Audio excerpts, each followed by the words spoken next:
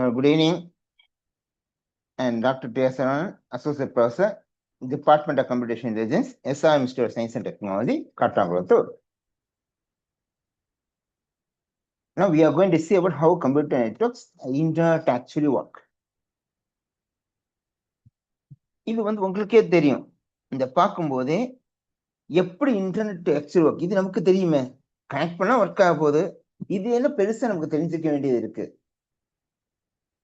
So the main confusion what they want is they are very clear with how the computer internet works, because we know that we are connected to internet, automatic internet works. ISP provider will be doing that and we will be getting the information. இது மட்டுமே போதாது. We should be very clear what's the background process of internet. Everyone know what is computer. Computer is the machine that can be instructed to carry out sequences of arithmetic and logical instruction automatically via computer programming. See, இதெல்லாம் okay. ஆனா computer சொல்லக்கூடியது ஃபாஸ்டா solve பண்ணதுன்னு சொல்றோம். உண்மையா இதுக்கான தேவை வந்து நமக்கு முதல்ல நிறைய பேப்பர் டேட்டா இருந்தது. அப்ப பழைய பேப்பர் டேட்டாவெல்லாம் அவ்வளவு தூரம் எங்கேயும் சேமிச்சு வைக்க முடியல. மக்கள் ஒரு இடத்துல இன்னொரு இடத்துக்கு மூவ் ஆனாங்க. மக்கள் ஒரு இடத்துல இன்னொரு இடத்துக்கு ஷிஃப்ட் ஆகும்போது அவங்களுக்கே டேட்டா எடுத்துட்டு போய் that is very difficult. So only we went for a mechanism of storing the data. அப்ப டேட்டா ஸ்டோர் பண்ணதுக்கு ஒரு டிவைஸ் தேவைப்பட்டது. அந்த டிவைஸுக்கு பேர் தான் கம்ப்யூட்டர். அப்ப அந்த டிவைஸுக்கு அப்புறம் மக்கள் ஒரு இடத்துல இன்னொரு இடத்துக்கு மாறும்போது ஒரு ஊர்ல இருந்த மக்களோட டேட்டா இன்னொரு ஊர்ல இருக்க மக்கள் இருந்தாலும் அவனால ஆக்சஸ் பண்ண முடியணும். அப்படி இருந்தா அதுக்கு பேர் தான் இன்டர்நெட். இப்படிதான் நமக்கு எல்லாமே உதாரணமா வந்துட்டே இருந்தது. இப்போ முதல்ல நமக்கு தெரிய வேண்டியது கணினி வலைமை அமைப்புனா என்ன. இது வந்து எல்லாருக்கும் தெரியும். கம்ப்யூட்டர்னா எனக்கு நெட்வொர்க் கனெக்ட் பண்றோம். ஓகே, கம்ப்யூட்டருக்கு கம்ப்யூட்டரோட கனெக்ட் பண்றோம். இது எல்லாமே தெரிஞ்சதுக்கு மெயினா நாங்க எதுக்கு இதை கொண்டு வரோம்னா, நிறைய பேருக்கு வந்து ஃபண்டமெண்டல் ஸ்ட்ராங்கா இல்லை. நெட்வொர்க்கா அதெல்லாம் பேசிக், அது ரொம்ப சிம்பிள், அதெல்லாம் எனக்கு தெரியும். பட் ஃபண்டமெண்டல் தெரியாதனால இந்த மெயின் கான்செப்ட் இதை கொண்டு வந்தது. இப்போ நெட்வொர்க் இருக்கு, கேபிள் வச்சு கனெக்ட் பண்ணி ஒரு கம்ப்யூட்டர் இன்னொரு கம்ப்யூட்டர் கனெக்ட் பண்ணா ஃபைல் டிரான்ஸ்ஃபர் ஆகும். இப்போ ஃபைல் டிரான்ஸ்ஃபர் ஆகிறதுக்கு நமக்கு 2 கம்ப்யூட்டர் வேணும். அந்த கணினி அமைப்புகளை வச்சு சேர்க்கிறோம். இதுதான் வந்து கம்ப்யூட்டர் நெட்வொர்க்னு அர்த்தம். அப்ப 2 கம்ப்யூட்டர் சேர்க்கும் போது ஒரு கம்ப்யூட்டர்ல இருக்க இன்ஃபர்மேஷன் இன்னொரு கம்ப்யூட்டருக்கு டிரான்ஸ்ஃபர் பண்ணலாம், ஷேர் பண்ணலாம். இது ஒயர் போட்டு கனெக்ட் பண்ணது. இப்போ ஒயரே இல்லாமல் நான் இப்ப வீட்டில் இருக்கேன். வீட்டில் நான் என் கம்ப்யூட்டர்ல இருந்த ஃபைல்ஸை நான் என் வேலை பார்க்குற இடத்துல உட்காந்து ஆக்சஸ் பண்ணணும்னு சொல்லும்போது அது மெயில் கனெக்ட் பண்ணேன். இப்போ கம்ப்யூட்டர் மட்டுமே இருக்கும்போது ஒரு இடத்துல வீட்டில் நான் கம்ப்யூட்டர்ல யூஸ் பண்றேன், ஒயரை கனெக்ட் பண்ணி யூஸ் பண்ணிட்டு இருக்கேன். ஆனா இன்னைக்கு டிவைசஸ் நிறைய வந்துச்சு. ஸ்மார்ட் போன், ஸ்மார்ட் டிவி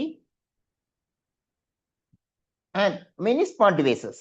ஒரு வீட்லயும் ஸ்மார்ட் டிவி இருக்கு, மொபைல் எல்லா பிள்ளைங்களும் வச்சிருக்காங்க, அப்பா அம்மா மொபைல் வச்சிருக்காங்க, லேப்டாப்ஸ் இருக்கு, டேப் இருக்கு.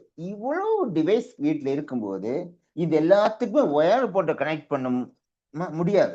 ஏன்னா மொபைல்ல யூஸ் பண்ணும்போது நான் வந்து பெட்ல விட்டு யூஸ் பண்ணலாம், இல்லை நான் சாப்பிட்ற இடத்த யூஸ் பண்ணலாம். எனக்கு ஒயரை போட்டு கனெக்ட் பண்ணி யூஸ் பண்ண முடியாது. அதனாலதான் வந்து இது எல்லாமே ஒயர் இல்லாமலே கனெக்ட் பண்ணணும். எப்படி கனெக்ட் பண்ணணும்? ஏற்கனவே வீட்டோட இன்டர்நெட் கனெக்ஷன் வாங்கி வச்சிருப்பீங்க. அந்த இன்டர்நெட் கனெக்ஷனோட ஒயர் இல்லாம எல்லா டிவைஸும் ஒர்க் ஆகணும். அதுக்கு வந்ததுதான் ஒயர்லெஸ் நெட்வொர்க். இப்ப இதெல்லாம் டைப் ஆஃப் நெட்வொர்க். இந்த டைப் ஆஃப் நெட்வொர்க் இருக்கும்போது first local area network. Local area நெட்வொர்க்னு சொல்லும்போது இந்த இதுல நம்ம கனெக்ட் பண்ணும்போது எப்பவுமே ஒரு சின்ன ஜியாகிரபிக் ஏரியா, அதாவது நம்ம லேபுக்குள்ளால கனெக்ட் பண்றீங்க, லேபை கனெக்ட் பண்றீங்க, லேப்ல பாக்குறீங்க 30 கம்ப்யூட்டர் வச்சிருப்பாங்க, 30 கம்ப்யூட்டர் ஒயர் போட்டு கனெக்ட் பண்ணிருப்பாங்க. அதுதான் local area network.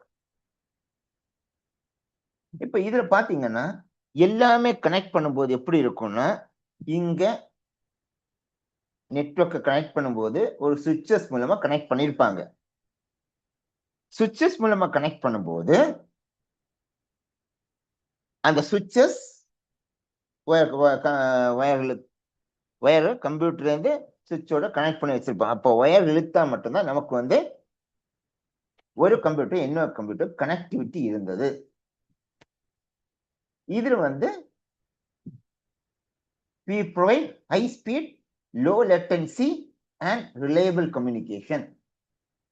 Then we should know about what is reliable communication. Ability of the network to consistently deliver data accurately. அப்ப ability of the computer to deliver the data accurately அப்படி meaning என்னன்னா, நான் வந்து டேட்டாவை அனுப்புறேன், எந்த தப்பும் இருக்கக்கூடாது.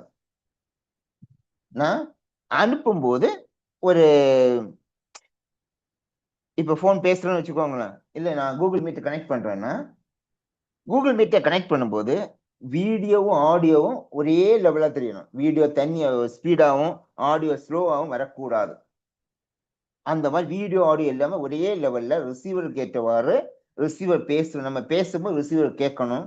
டிலே எதுவுமே இல்லாம போவதுதான் ரிலையபிலிட்டி.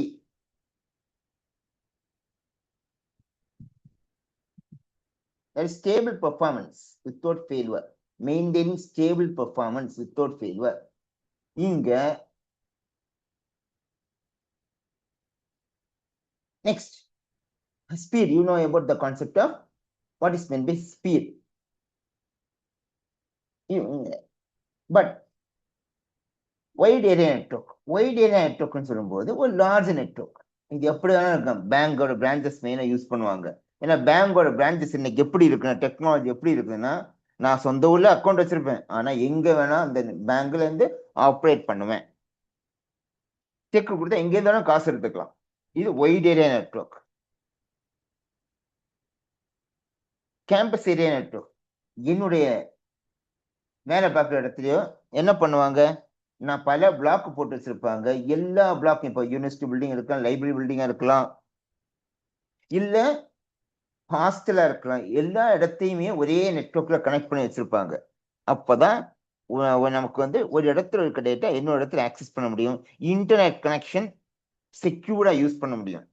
இப்போ நான் என்ட்ரு ஆகும்போது எனக்கு வந்து எஸ்ஆர்எம்ல வேலை பார்க்குறோம். எஸ்ஆர்எம்ல எஸ்ஆர்எம் வைஃபை கனெக்ட் ஆகும். கேம்பஸுக்குள்ள மட்டும்தான், வெளியே எங்கேயுமே யூஸ் ஆகாது. Wi-Fi is enabled, is wireless, is enabled only within the campus. அதான் கேம்பஸ் ஏரியா நெட்வொர்க். அப்போ இது ஒரு பிளாக்ல போகும்போதும் ஒரே யூசர் நேம் பாஸ்வேர்ட், எந்த பிளாக் பண்ணா அதை ஆக்சஸ் பண்ண முடியும். அதுக்கு பேர் தான் கேம்பஸ் ஏரியா நெட்வொர்க். எந்த டிவைஸ் ஆக்சஸ் பண்ணிக்கலாம். அந்த யூசர் நேம் பாஸ்வேர்ட் வச்சு இந்த டிவைஸை தான் ஆக்சஸ் பண்ண கிடையாது. என் லேப்டாப் ஆக்சஸ் பண்ணிக்கலாம், டேப் ஆக்சஸ் பண்ணலாம், என்னோட மொபைல் ஆக்சஸ் பண்ணலாம், டெஸ்க்டாப்ல உட்காந்து அதே இது யூஸ் பண்ணலாம். ஸோ ஒரே நெட்வொர்க்குள்ளால எனக்கு வந்து ஒரு restricted user name pass with access privileges கொடுத்துருக்காங்க. ஆக்சஸ் ப்ரிவிலேஜஸ்னா என்ன? ஆக்சஸ் ப்ரிவிலேஜஸ்னா சொல்லும்போது ஸ்டாஃபுக்கு லிமிட்டேஷன், ஹையர் அஃபிஷியல் வேக லிமிட்டேஷன், ஸ்டூடெண்ட்டுக்கு வேக லிமிட்டேஷன், கெஸ்ட்டுக்கு ஒரு லிமிட்டேஷன். ஒவ்வொருத்தருக்கும் இதுதான் ஆக்சஸ் பண்ண முடியும், இதுதான் பண்ண முடியும் ஒரு லிமிட்டேஷன் வச்சிருப்பாங்க. அதுக்கு பேர் தான் access limitation. Metropolitan area networks, இப்போ இங்க இருக்கும்போது எல்லா இடத்துக்கும் ஒரே மாதிரி சிக்னல் ஸ்ட்ரென்த் இருக்காது. நான் இப்போ இங்க வந்து சென்னையில இருக்கேன், என் சொந்த ஊர்ல போகும்போது பிஎஸ்என்எல் மட்டும்தான் ஒர்க் பண்ண யூஸ் ஆகும். நான் இங்க சென்னையில் வரும்போது ஏர்டெல், பிஎஸ்என்எல் எல்லாமே யூஸ் ஆகும். So signal strength everything is maintained for a city and it covers a city. Network is different because even though we are in Tamil Nadu, we have two networks. One is Chennai Telephones and one is remaining on Tamil Nadu. ஏன் இந்த வித்தியாசம் இருக்குன்னா Chennai டெலிஃபோன்ஸுக்கான functionalities are different. ஒரே தமிழ்நாடு தான், சென்னையும் தமிழ்நாடு தான், remaining Tamil Nadu தான், but functionalities are different. BSNL பில்ல பார்க்கும்போது உங்களுக்கு தெரியும் Chennai telephones and Tamil Nadu is different. அப்போ ஸ்ட்ரென்த் டிஃப்ரெண்டா இருக்கும், பிளான் டிஃப்ரெண்டா இருக்கும், அவங்களோட ரோட்டிங் ப்ரோட்டோகால்ஸ் டிஃப்ரெண்டா இருக்கும், செக்யூரிட்டி மெக்கானிசம் டிஃப்ரெண்டா இருக்கும். Home area networks, home area networks ஏற்கனவே சொன்ன மாதிரி வீட்டில் இருக்கீங்க, வீட்டில் இருக்க எல்லா டிவைஸும் கனெக்ட் பண்ணக்கூடிய நெட்வொர்க்கு போய் தான் ஹோம் ஏரியா நெட்வொர்க். ஒரே ஒரு டிவைஸ் வாங்கியிருப்பீங்க, அந்த டிவைஸ் கனெக்ஷன் எடுத்துருக்க எல்லாமே வந்து ஸ்மார்ட் டிவிக்கு கனெக்ட் பண்ணியிருப்பேன். அங்கதான் அதுக்கு மட்டும்தான் ஒயர்டு கனெக்டிவிட்டியா இருக்கும். ஏன் ஸ்மார்ட் டிவிக்கு மட்டும் ஒயர்டு கனெக்டிவிட்டியா இருக்குன்னா there should not be any lag, there should not be any delay. டிவியை போடுறீங்க, நெட்ஃபிளிக்ஸ் படம் பார்க்குறீங்க, நெட்ஃபிளிக்ஸ் படம் பார்க்கும்போது அப்படியே ஆடியோ தனியா வீடியோ தனியா ஒன்னாலும் நல்லா இருக்குமா? இல்ல எக்கோஸ் இதுதான் நல்லா இருக்காது. ஸோ நோ ஸ்ட்ரீமிங், எந்த பிரச்சனையும் இருக்கக்கூடாது, வீடியோ பார்க்க எந்த பிரச்சனையும் இருக்கக்கூடாது, நெட்வொர்க் அங்க கனெக்ட் பண்றோம். அண்ட் வைஃபை பிரிண்டர்ஸ் இருக்கு. And even we have 7 to 8 devices. 4 பேர் வீட்டில் இருக்காங்கன்னா 4 பேர் மொபைல் வச்சிருப்பாங்க, 4 டிவைஸ் ஆயிடுச்சு. ஸ்மார்ட் டிவி 5, டெஸ்க்டாப் தனியா இருக்கு 6, இது இல்லாமல் லேப்டாப் 2 வச்சிருப்பாங்க, 8 டிவைசஸ். ஸோ 8 டிவைசஸ் ஒரு வீட்டுக்குள்ளா இருக்குது. அந்த 8 டிவைஸுக்கு 8 ரவுட்டர்ஸ் வைக்க முடியாது, சுவிட்சஸ் மூலமா ஒயர் இழுக்க முடியாது. அந்த மாதிரிப்பட்ட எல்லாத்தையும் நெட்வொர்க்ல கனெக்ட் பண்றது தான் நமக்கு வந்து ஹோம் ஏரியா நெட்வொர்க். இப்ப ஹோம் ஏரியா நெட்வொர்க்ல வீடு பெருசா இருக்கும்போது அந்த வீட்டுக்கு வந்து டூப்ளெக்ஸ் ஹவுஸ் எப்படிலாம் இருக்கும்போது கீழே இருக்க மேலே கிடைக்காது. அப்போ அங்க ரிப்பீட்டர்ஸ் யூஸ் பண்ணலாம். ரிப்பீட்டர்ஸ் யூஸ் பண்ணும்போது அது சிக்னல் ஸ்ட்ரென்த்தை இன்க்ரீஸ் பண்ணி கொடுக்கும். டிஸ்டன்ஸ் அதிகமா இருக்குது, கீழே இருக்கவங்க மேல யூஸ் பண்றாங்கன்னா ரிப்பீட்டர்ஸ் யூஸ் பண்ணா சிக்னல் ஸ்ட்ரென்த் அதிகப்படுத்தும்.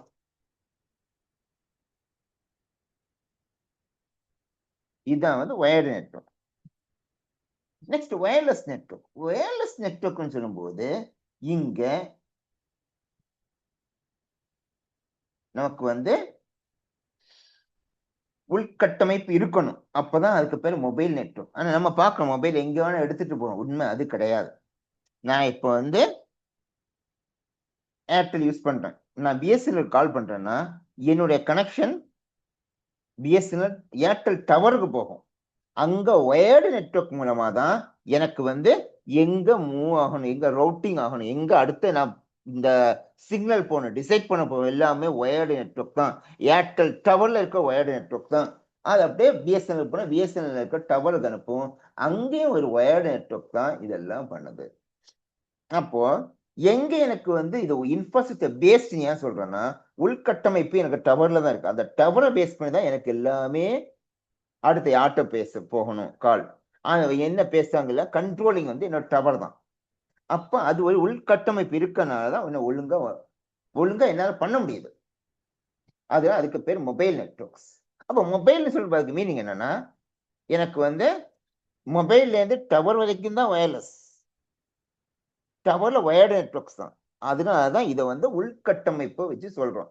நான் இப்ப பிஎஸ்என்எல்க்கு பேசுறேன்னா நான் ஏர்டெல்ல இருந்து என்னோட ஏர்டெல் டவர், பிஎஸ்என்எல் இருந்து டவர்ல இருந்து பிஎஸ்என்எல் ரிசீவர், இந்த 2 இடங்கள் மட்டும்தான் வயர்லெஸ்ஸே தவிர ரிமைனிங் மேல இருக்க எல்லாமே ஏர்டெல் டவர்லயோ பிஎஸ்என்எல் டவர்ல எல்லாமே ஒயர்டு நெட்வொர்க் தான், உள்கட்டமைப்பு பேச்சு தான் இருக்குது. இன்ஃப்ராஸ்ட்ரக்சர் லெஸ் நெட்வொர்க், உள்கட்டமைப்பு குறைவான நெட்வொர்க். அப்ப உள்கட்டமைப்பு இருக்காது வந்து மொபைல் டேட்டா நெட்வொர்க்ஸ். இது எங்கன்னா எங்கேயாவது திடீர்னு வந்து அரசியல் மீட்டிங் நடக்குது, அரசியல் மீட்டிங் நடக்குன்னு சொல்லும்போது அது டேட் ஃபிக்ஸ் பண்ணிப்பாங்க, 3 or 4 hours அரசியல்வாதி வந்து பேசுவாங்க, பேசுறவங்க பக்கம் போக போறாங்க. பேசும்போது எல்லா ஃபெசிலிட்டியும் செக்யூரிட்டி போர்ஸ் கொடுப்பாங்க, மொபைல் நெட்வொர்க் இருக்கணும், எந்த ஜாமிங் இருக்கக்கூடாது, அவங்களுக்கு எல்லா லைவ் என்ன அவங்க மேடையில் பேசும்போது அதுக்கு எல்லாத்துக்கும் எல்லா செட்டிங்கும் இருக்கணும். பட் டெம்பரரி யூசேஜ் அதுக்கு பேர் மொபைல் அடாப்ட் நெட்வொர்க்ஸ். டெம்பரரியா நம்ம யூஸ் பண்றோம், அதுதான் வந்து மொபைல் அடாப்ட் நெட்வொர்க். இங்க நம்ம நார்மலா பார்க்கும்போது மொபைல் நெட்வொர்க்ல ஆக்சஸ் பாயிண்ட் ஒன்று இருந்துச்சு, டவர்.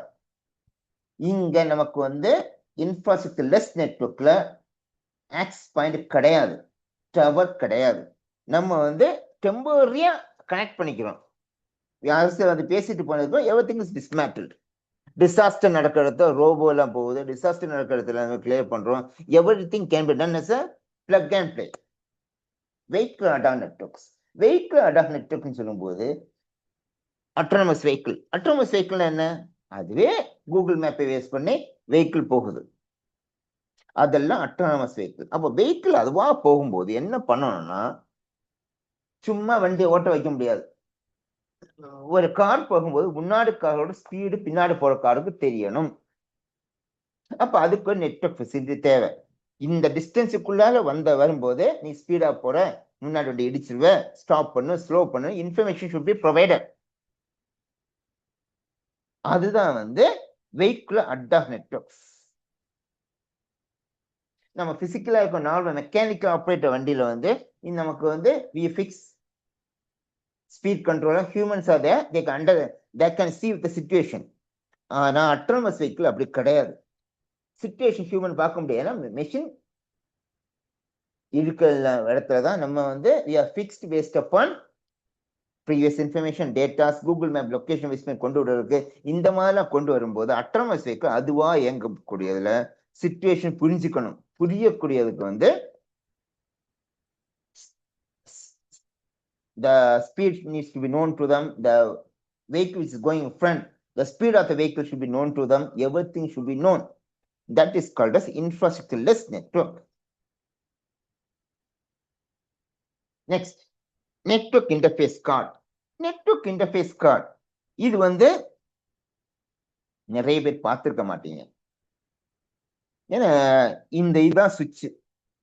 நெட்வொர்க்கை கனெக்ட் பண்ணக்கூடிய ஒரு கம்ப்யூட்டருக்கும் நெட்வொர்க்கை கனெக்ட் பண்ணக்கூடியதுதான் இந்த சுவிட்ச். ஏன்னா இன்னைக்கு வரைக்கும் லேப்டாப்ல எதுவுமே இந்த நெட்வொர்க் இன்டர்ஃபேஸ் கார்டு கிடையாது. ஏன்னா எல்லாமே ப்ளூடூத், ஒய்ஃபை இப்படிதான் லேப்டாப்பே வருது. லேப்டாப்ல இந்த மாதிரி ஃபெசிலிட்டி வர்றது கிடையாது. அதெல்லாம் இதை யாரும் பார்த்துக்க மாட்டீங்க. இது டெஸ்க்டாப்ல இருந்தது, பழைய லேப்டாப்ல இருந்தது. அப்போ எப்படின்னா இங்க ஒரு ஒயரை கனெக்ட் பண்ணணும். ஒயர் எப்படி இருக்குன்னு அடுத்த காமிக்கிறேன். இங்க ஒரு ஒயரை கனெக்ட் பண்ணணும். இந்த ஒயரை இந்த நெட்வொர்க் இன்டர்ஃபேஸ் கார்டோட கனெக்ட் பண்ணணும். அப்படி இருக்கும்போதுதான் இங்க லைட் எரியும், ஒரு ப்ளூ கலர் லைட் எரியும். இந்த ப்ளூ கலர் லைட் எரிகிறது தான் நெட்வொர்க்ல கனெக்ட் ஆயிருக்குன்னு அர்த்தம். அது எல்இடி பல்ப், ஒரு சின்ன ஒரு எல்இடி இருக்கும், நெட்வொர்க்ல கனெக்ட் ஆயிருக்குன்னு அர்த்தம். இது எரியலைன்னா கனெக்ட் ஆகாது. இன்னைக்கு வந்து ஆன்போர்ட் நெட்வொர்க் இன்டர்ஃபேஸ் கார்டு இருக்கு, இந்த மாதிரிலாம் வராது. இது வந்து தனியா கனெக்ட் பண்ணக்கூடியது. Now everything is onboard network interface card. Motherboard வந்தது because size of the laptop has been reduced to small and weight of the laptop is reduced to small. So we have everything is placed in a compact form.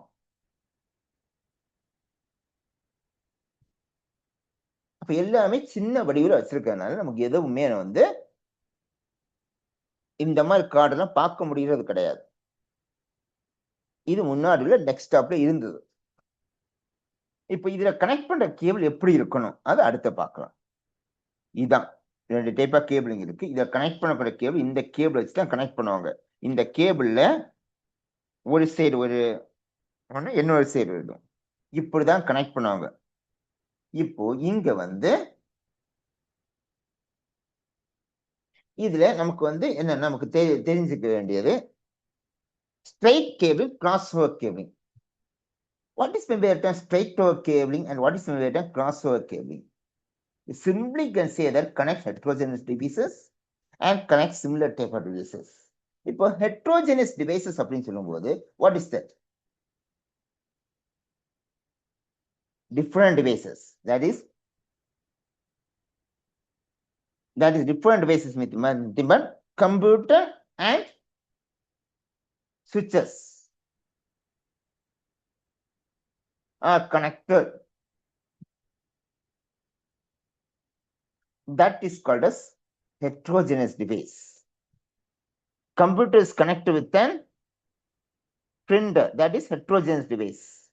Computer is connected with the computer, that is called similar type of device. அப்ப நீங்க கேட்கலாம், ஏன் கம்ப்யூட்டரோட connect பண்ணிட்டு போலாம ஏன் சுவிட்சை use பண்ணணும்? ஏன் சுவிட்ச் யூஸ் பண்ணணும்னா, ஒரு கம்ப்யூட்டர் கனெக்ட் பண்ணும்போது 2 டிவைஸ் தான் கனெக்ட் பண்ண முடியும். ஆனா கம்ப்யூட்டர் மட்டுமே கனெக்ட் பண்ண 2 டிவைஸ் பத்தாது.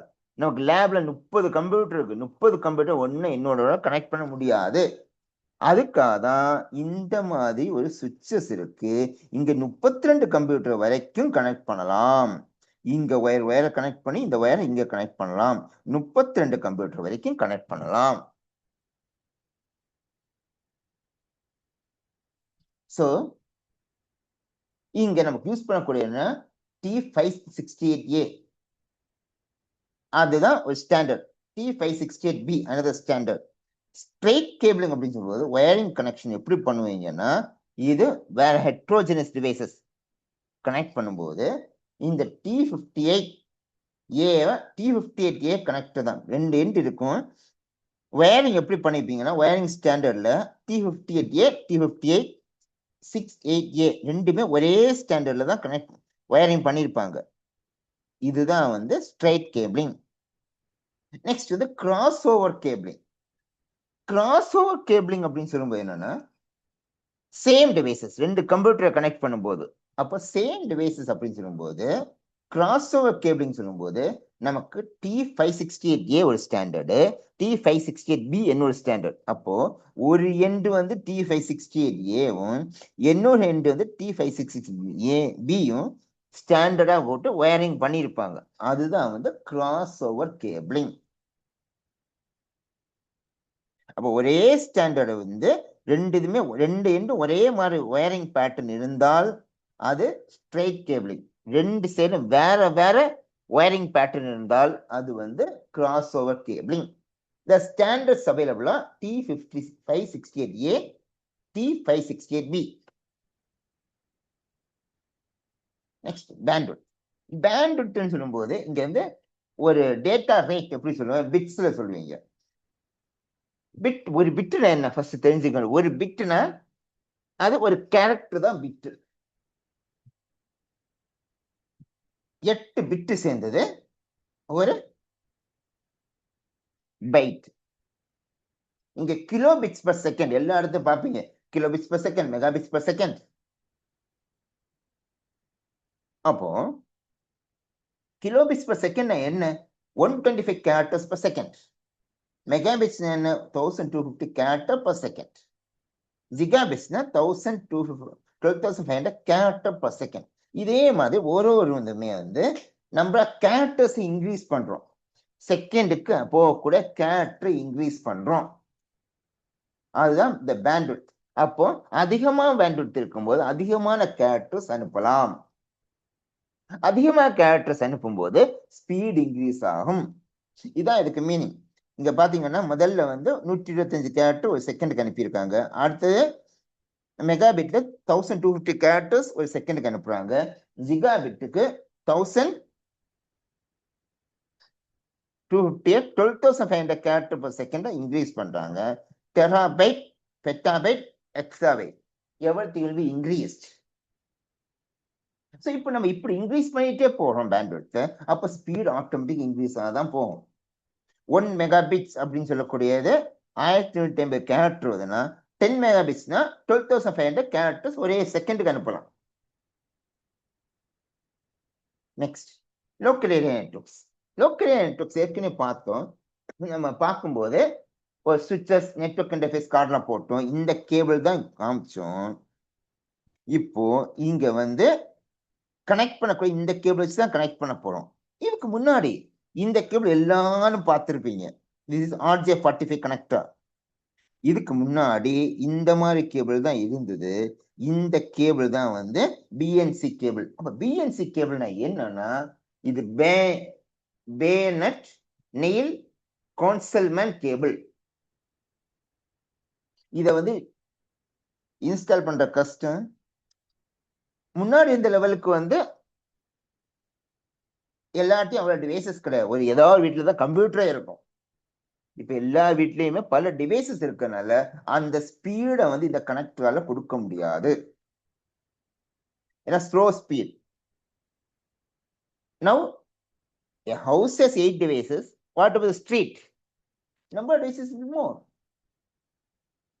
அப்போ அவ்வளோ டிவைசஸ் இருக்கும்போது அவ்வளோத்தையும் ஹேண்டில் பண்ணக்கூடியது கோஆக்சியல் கேபிளா கண்ட்ரோல் பண்ண முடியாது. So we went for twisted pair cable.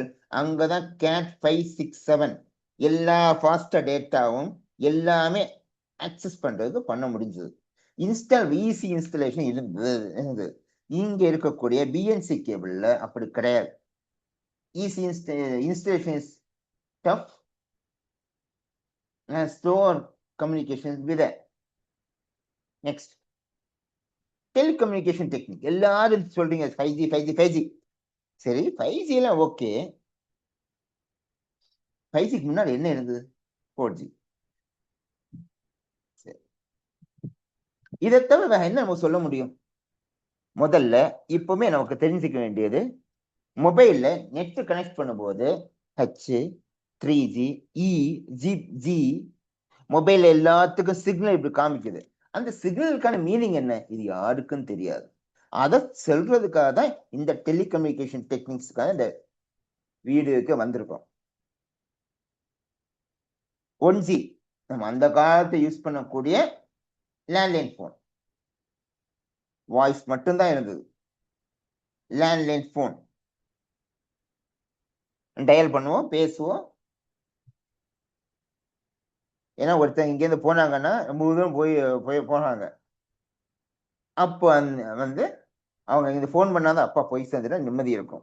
இப்போ அப்படியே கிடையாது. மொபைல் வந்து இன்ஸ்டன்ட்டுக்கு வந்து எங்க இருக்கீங்க, லைவ் ட்ராக்கிங், லொகேஷன் ஷேரிங், நிறைய அட்வான்ஸ்மெண்ட் வந்தாலும் அன்னைக்கு இருந்தது 1G அப்படிதான். அனலாக் வாய்ஸ் பேசுறது கிளியரா இருக்காது. எங்கேயாவது ஒரு இடத்துல அந்த போன் இருக்கணும். டெலிஃபோன் பூத் வச்சிருந்தாங்க, வீட்டுல கிடையாது. டெலிஃபோன் பூத் வச்சிருந்தாங்க, அங்க போய் பேசணும் போன் புக் பண்றதுக்கு. இப்ப அடுத்து வரும்போதுதான் என்ன பண்ணாங்கன்னா, ஒரு எப்பவுமே இந்த போன் லேண்ட்லைன் யூஸ் பண்ணிட்டு இருக்க ஒரு மொபைல் கொண்டு வரலாம். நோக்கியா எல்லாம் பார்த்துருப்பீங்க. நோக்கியா 2100 இந்த மாதிரி மாடல் 1100 இப்படி எல்லாம் மாடல் பார்த்துருப்பீங்க. Nokia 2100 1100 keypad mobiles. அங்க வந்து வாய்ஸ் மட்டும்தான், இன்டர்நெட் கிடையாது. எஸ்எம்எஸ் மட்டும்தான் அனுப்ப முடியும். முதல்ல எஸ்எம்எஸ் மட்டும்தான் அனுப்ப முடியும். இங்க வந்து that is called 2G digital voice. இதுக்கு பேர் யூஸ் பண்ணதான் டைம் டிவிஷன் மல்டிபிளெக்சஸ், TDMA. இங்க இன்டர்நெட் கிடையாது. இப்போ மொபைலுக்கு வந்து எஸ்எம்எஸ் கொண்டு வந்தாச்சு. அதுக்கப்புறம் இன்டர்நெட் கொஞ்சம் இதுதான் நல்லா இருக்கும். இன்டர்நெட் இருந்தா நல்லா இருக்கும் அப்படின்னு சொல்லும்போது அதுக்கு தான் நம்ம கொண்டு வந்ததுதான் 2.5G. இங்க இருக்கக்கூடிய ஜிபிஆர்எஸ் டேட்டா. ஜிபிஆர்எஸ் டேட்டா வந்து இது ரேடியோ நெட்வொர்க் பேஸ் பண்ணி இருந்தது. அப்ப ஜிபிஆர்எஸ் நெட்வொர்க்காக தான் நமக்கு வந்து எப்பாவது ரொம்ப பேசிக் லெவல் ஸ்பீட். அதுதான் மொபைல்ல தெரியக்கூடிய G. எங்க எல்லாம் உன்னோட மொபைல் G காமிக்குதோ அது வந்து என்ன பண்ணுதுன்னா சிக்னல் ஸ்ட்ரென்த் கம்மியா இருக்கு, ஜிபிஆர்எஸ் டெக்னாலஜி எடுத்துக்குது, 2.5G ஸ்பீட்ல தான் ஒர்க் ஆகும். எனக்கு 5G வந்தாலும் 2.5G ஸ்பீடு தான் மொபைல் ஒர்க் ஆகுனா அதுக்கு பேர் தான் பேக்வர்ட் காம்பேட்டிபிலிட்டி. எல்லா இடத்துலையும் 5Gக்கான சிக்னல் ஸ்ட்ரென்த் இல்ல. அப்போ எனக்கு 5G சிக்னல் இருந்தா, ஸ்பீடு இருந்தாதான் என் மொபைல் ஒர்க் ஆகும்னு சொல்ல முடியாது. மொபைல் ஒர்க் ஆகும், சிக்னல் ஸ்ட்ரென்த் எப்படி இருக்கோ அதுக்கேற்ற மொபைல் ஒர்க் ஆகும். இதான் வந்து ஜிபிஆர்எஸ். நெக்ஸ்ட் ரொம்ப ஸ்லோவா ஸ்பீடு இருந்து அப்படி இருக்கும்போது ஆனா அங்க வந்து நம்ம என்ன பண்ண, பேசிக் இன்டர்நெட் மட்டும்தான் ஆக்சஸ் பண்ண முடியும். அப்ப இன்டர்நெட் கொஞ்சம் ஸ்பீட் ஆக்கலாம். அப்படி போனதா 2.75G. அங்கதான் வந்து ஃபாஸ்டர் டேட்டா இருக்கு, edge technology E.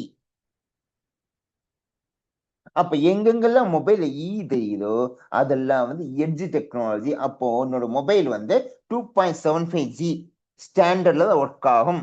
Internet speed அந்த அதுக்கு ஏற்றவாதான் இருக்கும். இன்னொன்னு மொபைல் எல்லாமே பிக்சட் 5G கிடையாது. எல்லா மொபைலுமே வந்து 4G மொபைல் யூஸ் பண்றேன், மொபைல் 4G. ஆனா நான் எங்க போனாலும் 4G கனெக்டிவிட்டி எனக்கு கிடைக்கும் கிடையாது. சிக்னல் ஸ்ட்ரென்த் பேஸ் பண்ணி 3.5G வரலாம், 3G வரலாம், 2.75Gயும் எனக்கு வரலாம்.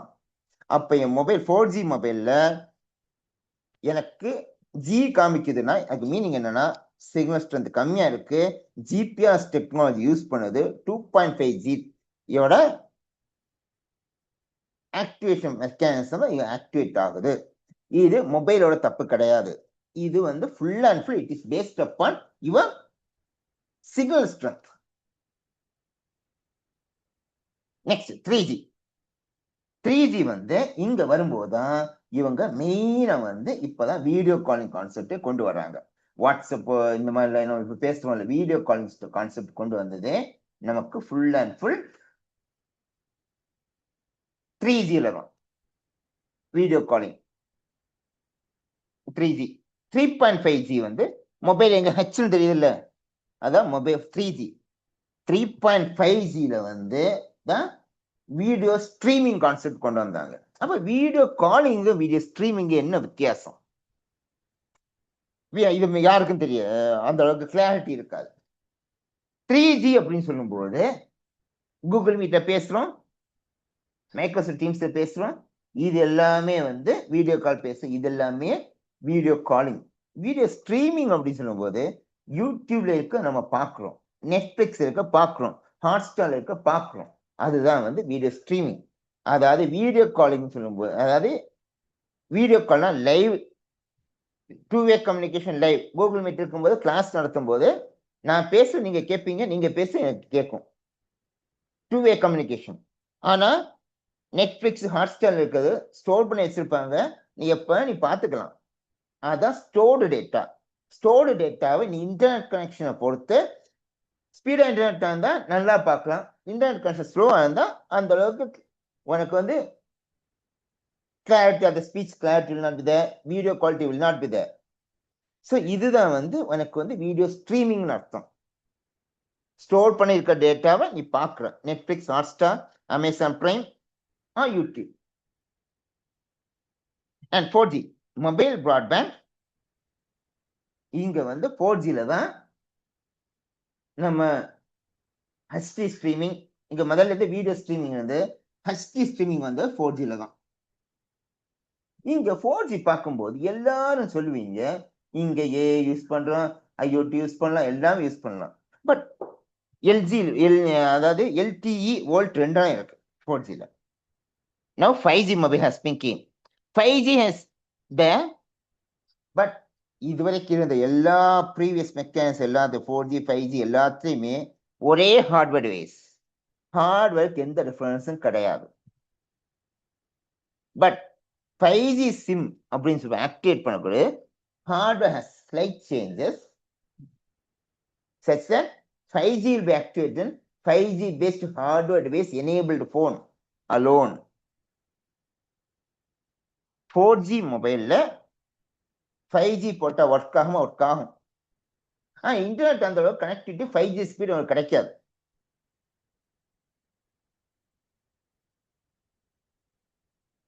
That's hardware has made some changes. 5G mobile alone you can have the speed of 5G. 4G mobile 5G sim போட்டால் ஒர்க் ஆகாமலாம் இருக்காது. But speed will not be there. You cannot gain the access of 5G even though you have used a SIM as 5G. Next, LTE volt ரெண்டும் இருக்கு, ரெண்டுமே 4Gல தான் வருது. அப்ப ரெண்டுக்கு என்ன வித்தியாசம்? இது வந்து many of them is not clear. LTE is long term evolution. Volt voice LTE எல்லாரும் தெரியும். இப்போ இந்த கண்டென்ட் நகை நம்ம கொடுத்துருக்கலாம். சிம்பிள் திங், LTE வரும்போது வாய்ஸும் டேட்டாவும் சேர்த்து சப்போர்ட் பண்ணாது. வோல்ட் வரும்போது வாய்ஸ் அண்ட் டேட்டாவும் இன்னும் சேர்த்து சப்போர்ட் பண்ணும். இதுக்கு மீனிங் என்ன? மே R may not support voice and data services together. Support voice call and data services together. What's the meaning of the term? You can see with the help of real-time example. ஏன்னா real time example என்ன சொல்லலாம்னா, சிம்பிளா mobile வச்சு WhatsApp connect பண்ணியிருக்கீங்க உங்க டெஸ்க்டாப்ல அல்ல லேப்டாப்ல. மொபைலுக்கு போன் வந்தால் வாட்ஸ்அப் கட் ஆகும், இன்டர்நெட் கனெக்ஷன் கட் ஆகும், வாட்ஸ்அப் கட் ஆகும். அப்படி இருந்தால் உன்னுடைய மொபைல் வந்து எல்டிஇ. மொபைல் போன் பேசும்போதும் இன்டர்நெட் கட் ஆகல அப்படின்னா அதுக்கு பேரு வோல்ட். Simple thing.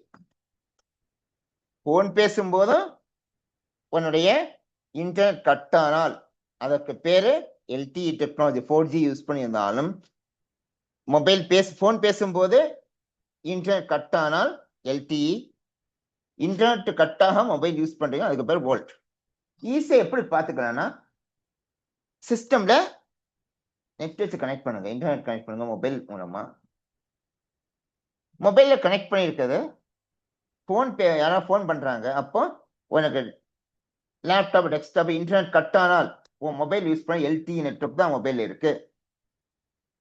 போன் பேசும்போது கட் ஆகல அப்படின்னா வோல்ட் டெக்னாலஜி யூஸ் பண்ண உங்க மொபைல் இருக்கு. இது simple difference. And LT use பண்ணும்போது சில டைம் இன்டர்நெட் கனெக்ட் ஆகும், மொபைல் போனு பேச முடியும் சம்டைம்ஸ். அப்போ உங்களுக்கு வந்து குவாலிட்டி ஆஃப் த வாய்ஸ் உங்களுக்கு இருக்கு, அவங்க பேச கிளியரா கேட்கவே செய்யாது. ஆனா வோல்ட் அப்படி கிடையாது, அவங்க பேசினாலும் குவாலிட்டியா voice and data will be quality without any differences. இதுதான் வோல்ட்டுக்கு எல்டிக்கான வித்தியாசம். இது நிறைய இன்டர்வியூல கேட்கறாங்க, ஆனா யாருக்கு இதுக்கான பதில் தெரிய மாட்டேங்குது. இதுதான் டிஃபரன்ஸ். அண்ட் கனெக்ட் ஸ்லோவா, செட்டப் டைம் ஃபாஸ்டா. எல்டியை பொறுத்த வரைக்கும் நம்ம போடும்போது ஒரு தேர்ட் பார்ட்டி ஆப் ஏதாவது போட்டு தான் ஆக்சஸ் பண்ண முடியும். ஆனா வோல்ட் அப்படிங்கிற தேர்ட் பார்ட்டி ஆப் இல்லாமலே வீடியோ கால் பண்ணலாம். நெக்ஸ்ட் இப்போ 1G 2G 3G 4G 5G வரையும் வந்துட்டோம். அப்ப 6G 7G எப்படி இருக்கும்? 6G 7G எப்படி இருக்கும்னா 5G வந்து சேட்டலைட் நெட்வொர்க் கூட கொடுத்தா எப்படி இருக்கும், அதான் 5G 6G. அப்ப என்ன சொல்லலாம்னா குளோபல் கவரேஜ் எங்க இருந்து வேணாலும், அதாவது உனக்கு வந்து இங்க இருந்து யூஎஸோட இதை ஆக்சஸ் பண்ணலாம். ரோமிங் எதுவுமே தேவையில்லை. குளோபல் நெட்வொர்க்கை சேட்டலைட்ல கொடுத்துருவாங்க, அதுதான் வந்து குளோபல் நெட்வொர்க்ஸ். 7th ஜெனரேஷன் வந்து கம்ப்ளீட் வேர்ல்டு ஃபுல்லா வயர்லெஸ் ஆயிரும். அப்ப ஸ்மார்ட் மிஷின் டெக்னாலஜி ஃபுல்லாவே வந்துடும். அப்ப 6G 7G வரும்போது எப்படி இருக்கும்னா, நீங்க யோசிச்சு பாருங்க. அதாவது வீட்டுல நீங்க வரீங்க, ஆட்டோமேட்டிக்கா டோர் ஓப்பன் ஆகுது, இப்பவும் இருக்குது, அது டோர் ஓப்பன் ஆகுது, நீங்க உட்கார்ந்து இருக்கீங்க, எல்லாமே சேட்டலைட் நெட்வொர்க் ஃபுல்லி வயர்லெஸ்ஸா இருக்கும்போது எப்படி இருக்கும்னா, நீங்க வந்து படுத்து தூங்குறீங்க.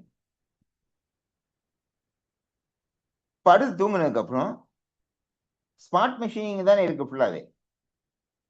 நீங்க எவ்வளவு தூரம் தூங்குறீங்க, ஸ்லீப்பிங் பேட்டர்னை பார்த்து வச்சுட்டு தூங்குறீங்க.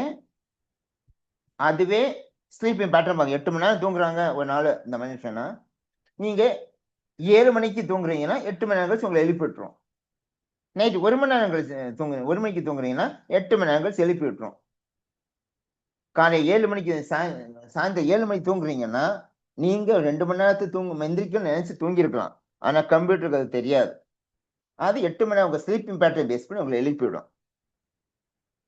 எழுப்பி விடும்போது ஒரு எழுப்பலாம், உங்களுக்கு அலாரம் வைக்கலாம், உங்களை அலாரம் எழுப்பி விடலாம். இல்ல அலாரம் எழுப்பி விடும்போது எலும்பு இல்லைன்னா லைட்டா போட்டுட்டு ஃபேனை ஆஃப் பண்ணும். And next thing can be some sprayer, sensor based sprayer can be fixed. Spray பண்ணி உங்களை எழுப்பி விடலாம். There can be anything.